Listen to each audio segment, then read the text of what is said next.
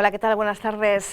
Ya lo habrán escuchado en otra ocasión, pero hoy vamos a dedicar nuestro tiempo de la entrevista del día a saber si hay margen de actuación con respecto a ese no rotundo de las instituciones locales y de muchos empresarios turísticos a la instalación de jaulas marinas más o menos en 9 kilómetros del litoral desde Arrecife hacia el municipio de Tías. Se verían afectadas unas 13 playas, según las estimaciones del propio Cabildo Insular, que es ahora mismo quien lleva la batuta de las renegociaciones con el gobierno canario, porque en su momento, ya aprobadas las bases de este proyecto, las instituciones locales no presentaron alegaciones, salvo el Ayuntamiento de Yaiza.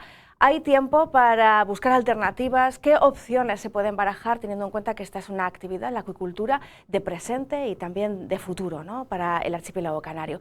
Vamos a abordar esta problemática con Domingo Delgado Marín, que es en principio una de las personas que más sabe del sector pesquero en la isla de Lanzarote. Bienvenido, Domingo, ¿cómo estás? Bien allá, gracias. Muchas gracias por acompañarnos, exsecretario además, en este caso de las cofradías de pescadores y además exdirector general de pesca, así que el conocimiento ya lo presuponemos, ¿no?, con respecto a la acuicultura. Me decía usted, es una actividad a la que no se le puede dar la espalda.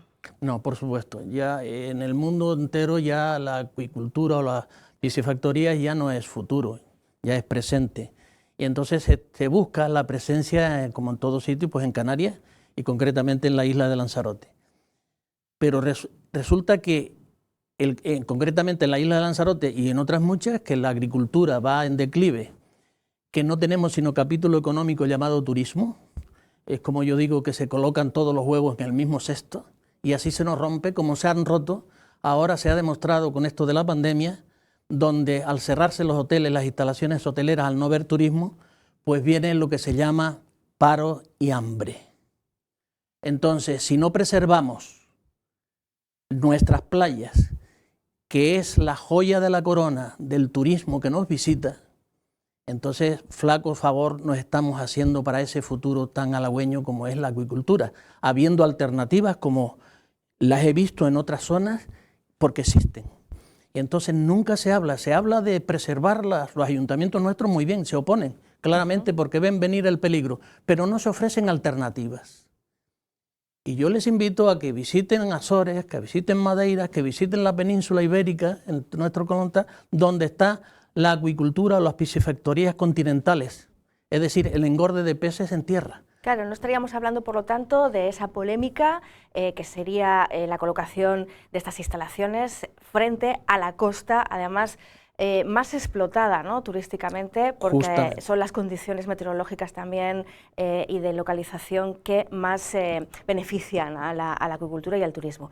Pero ¿usted considera que esta polémica que se ha gestado o generando tiene sentido hoy por hoy?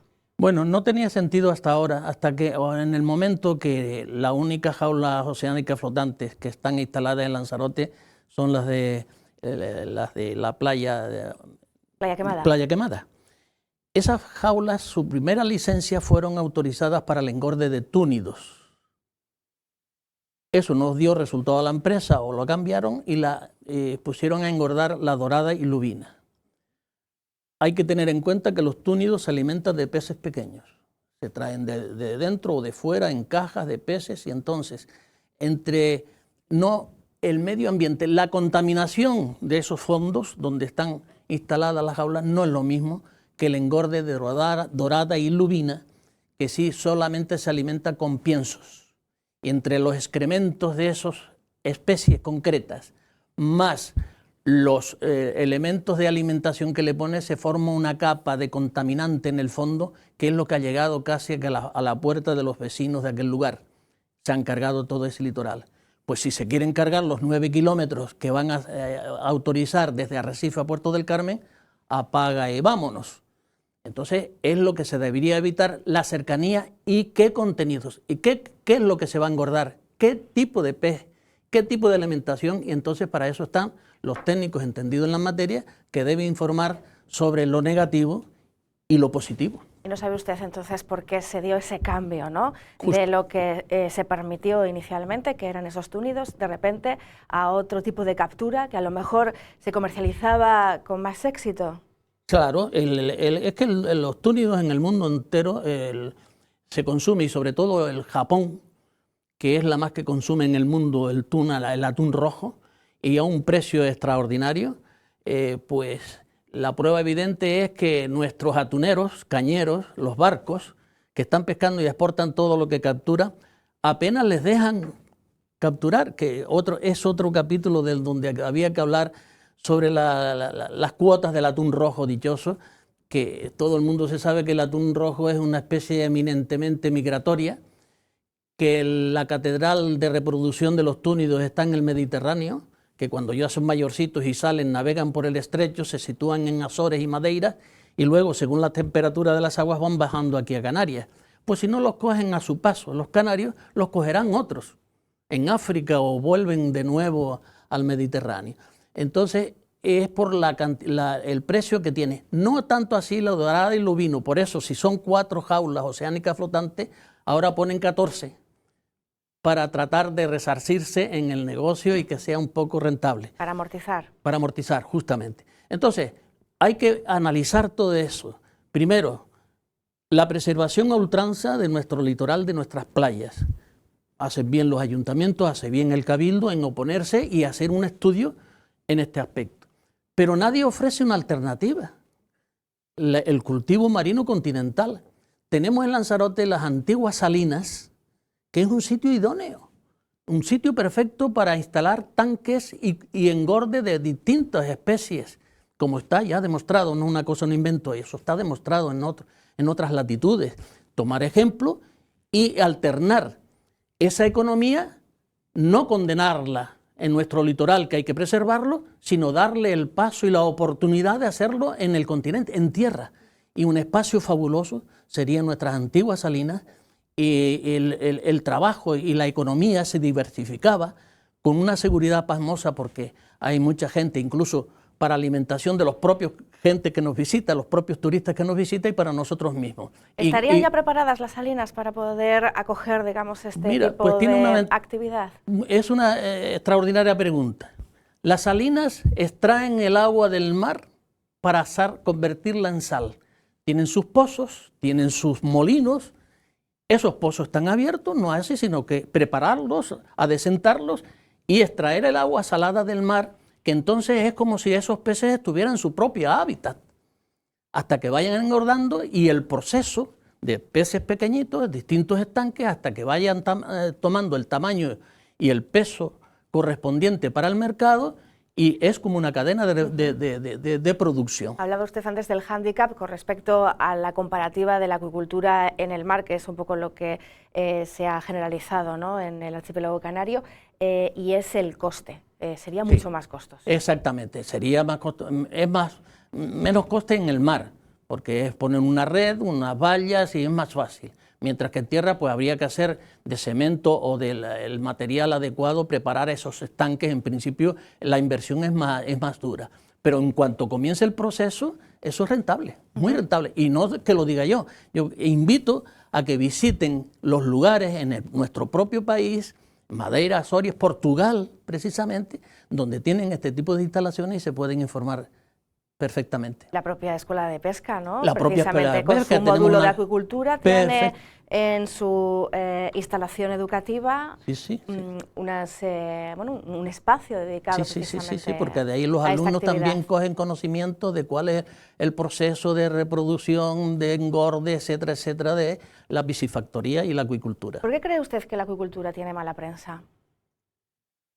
Porque ha habido muchísimos avances, se ha mejorado mucho en cuanto a la investigación. ¿Por qué cree usted que hay cierta inquietud, ¿no?, cuando hablamos de proyectos de estas envergaduras? Pienso que esa inquietud viene dada por lo acontecido aquí en Canarias y porque el hecho insular. Y luego también que hay una batalla que hay que decirla.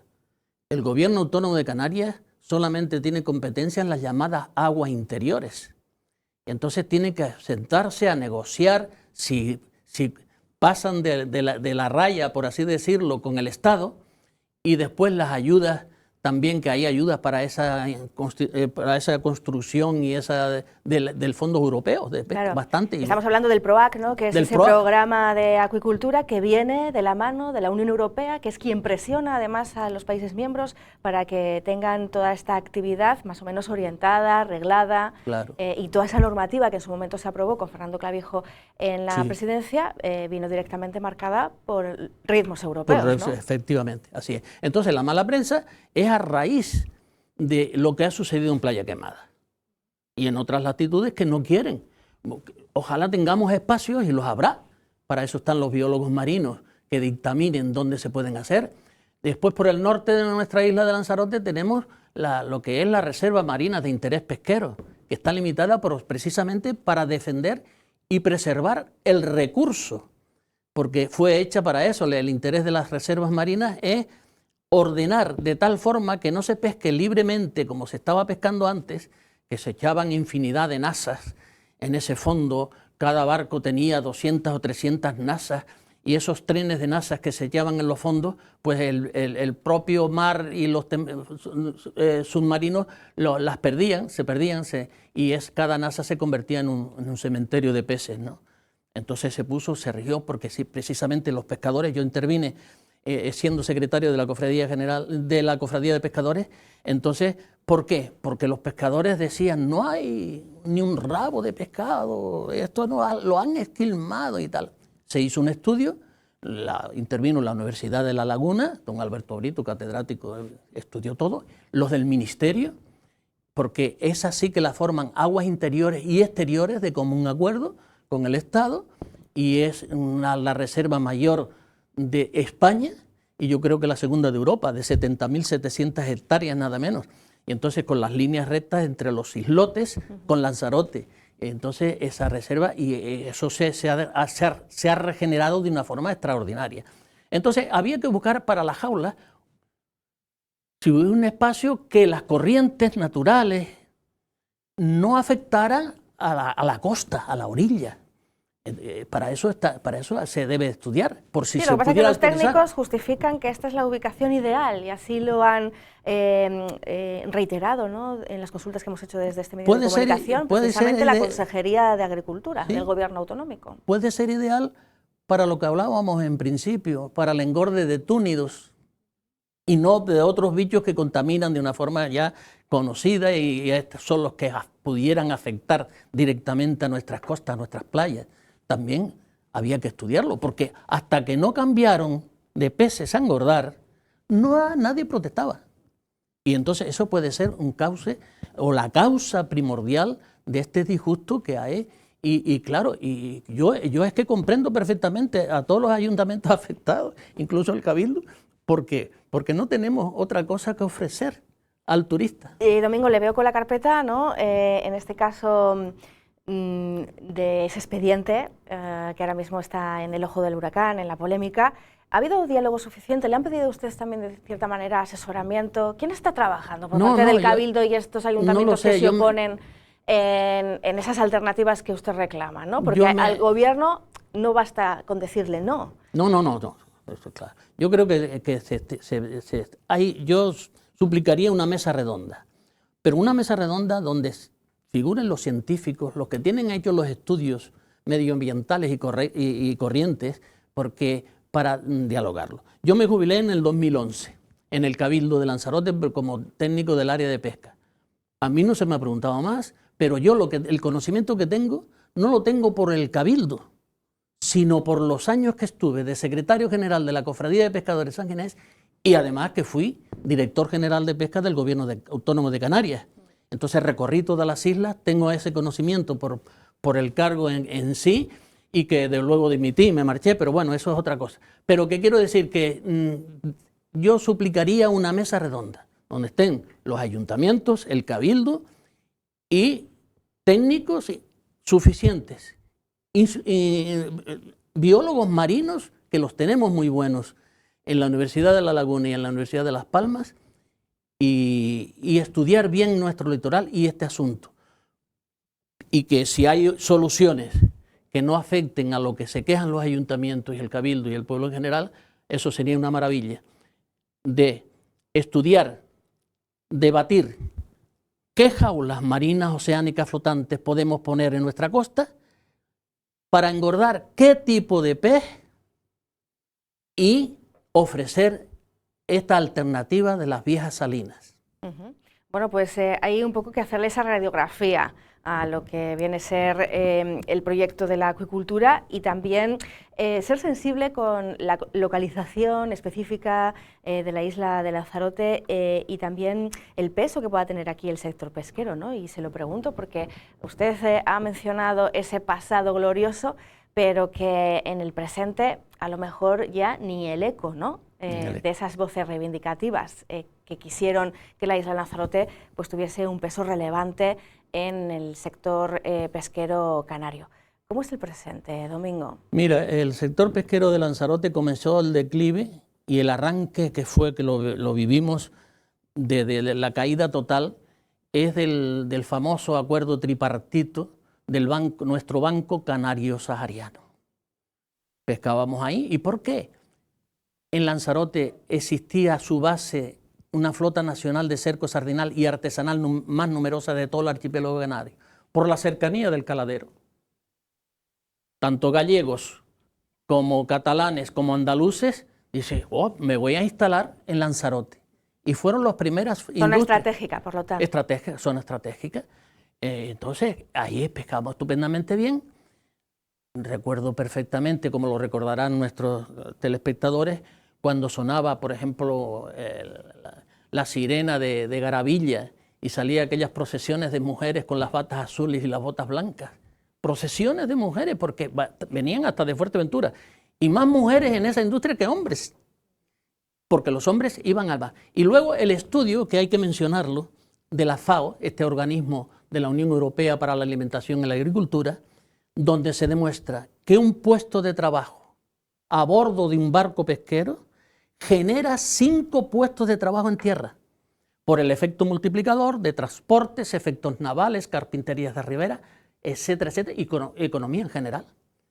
Entonces, eso se fue al traste cuando comenzó, el declive comenzó cuando ya no España ni siquiera negociaba bilateralmente con Marruecos, sino cuando España ingresa en la Unión Europea, ya negociaba directamente Europa con Marruecos.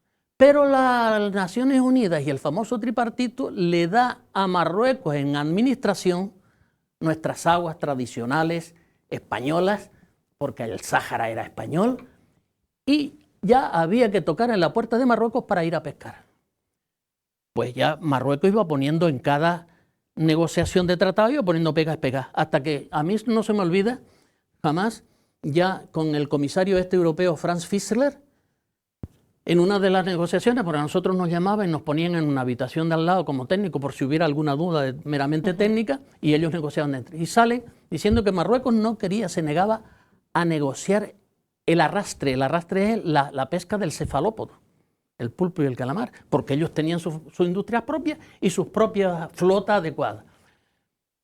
Un amigo de Las Palmas, que era el gerente de la flota NASEF, que eran gallegos, pero situado con base en Las Palmas, oh, no, ministro, todo, nada, todo. Y yo levanté la mano y digo, oiga, aparque el cefalópodo, nosotros queremos que se negocie el cerco sardinal y flota artesanal con artes variadas. Bueno, vuelven a negociar, cuando no hay acuerdo, ¿qué hace Franz Fischler? Regresa a Bruselas, incrementa las primas al desguace. En aquella época era el boom de la construcción en Lanzarote, y nuestros propios armadores, yo hubiera hecho lo mismo, se frotaban las manos y se le encendían dos lucecitas, apartamentos, hoteles, turismo. Todos los huevos en el mismo cesto. Se rompió el cesto.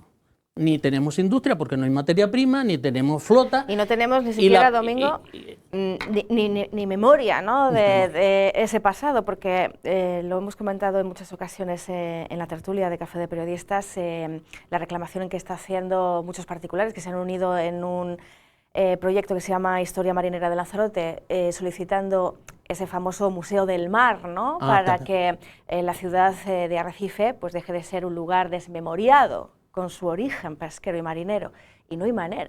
Las instituciones no se sienten sensibles. Con respecto al museo, has mencionado un museo qué es la pena que tengo, porque estando yo director del área de pesca del Cabildo, que ya no existe, sino la adhirieron a la agricultura, hay un proyecto para el Museo del Mar de la Pesca en Lanzarote, que lo pagó el Cabildo en orden de unos 60.000 euros, intervinieron unos técnicos catalanes, en virtud de una vieja factoría llamada Frigorsa. Intervinieron también los ingenieros y arquitectos nuestros del Cabildo, y a mí me llamaban como jefe del área, ¿no? Precioso. Eso está en un cajón. Pero es que es más, la pena es que hay dinero en Bruselas esperando que vayan a pedirlo para hacer esa Museo del Mar, porque hay que enfocarlo como una reactivación, reconstrucción de las viejas factorías cerradas. ¿Estaría suficientemente justificado y orientado? Perfectamente. A día de hoy.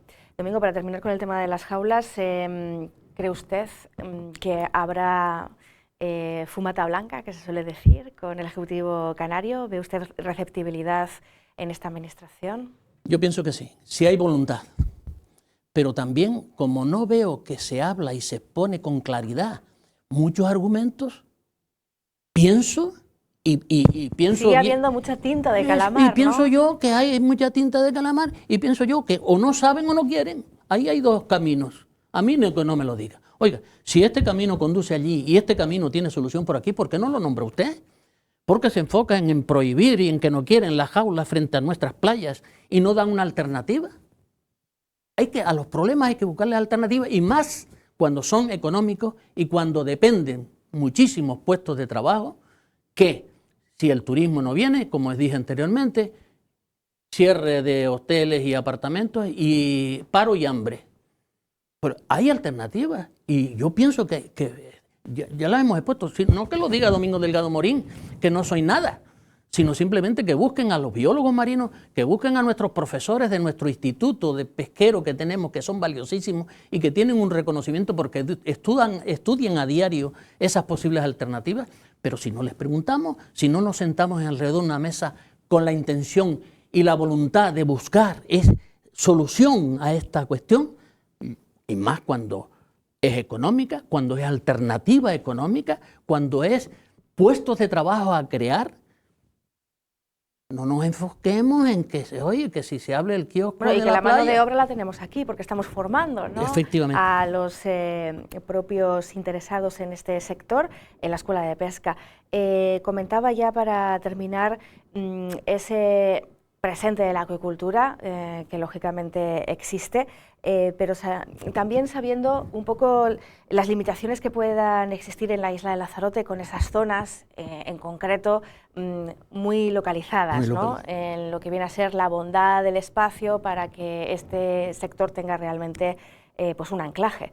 Le quería preguntar por si es posible la idea de Coalición Canaria de solicitar, en este caso, las competencias, ¿no?, en el área de la acuicultura para gestionarlo nosotros desde aquí. ¿Qué le parece esta propuesta? Gestionar las competencias, solicitar las competencias del Cabildo, por ejemplo, de Lanzarote y al Ayuntamiento está muy bien, pero cuando el Cabildo y los ayuntamientos tengan las ideas claras de lo que acabamos de poner aquí, sí, vamos a solicitar las competencias para poner más palos en las ruedas, porque se queden las competencias donde están. Entonces, yo si solicito las competencias es porque veo la solución, porque veo la salida al problema y porque es un futuro inmediato.